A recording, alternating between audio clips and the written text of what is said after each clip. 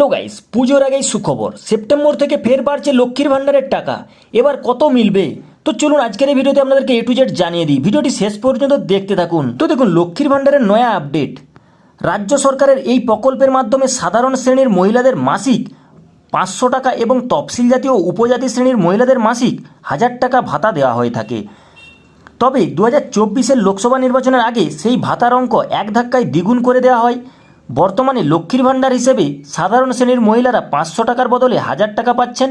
অন্যদিকে তফসিল জাতি ও উপজাতি শ্রেণীর মহিলারা পাচ্ছেন 1200 টাকা। তো পশ্চিমবঙ্গ সরকার এই জনকল্যাণমূলক প্রকল্পের ফলে উপকৃত হয়েছেন রাজ্যের বহু মহিলা।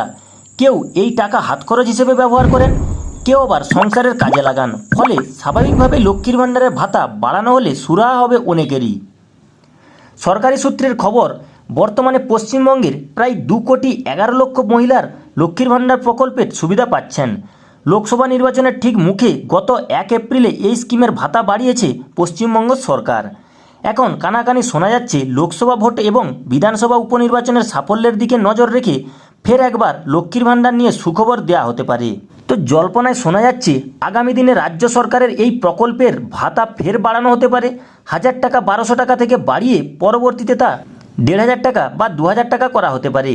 এই বিষয়ে এখনও আনুষ্ঠানিক ঘোষণা না হলেও সুখবরের অপেক্ষায় রয়েছেন সকলেই।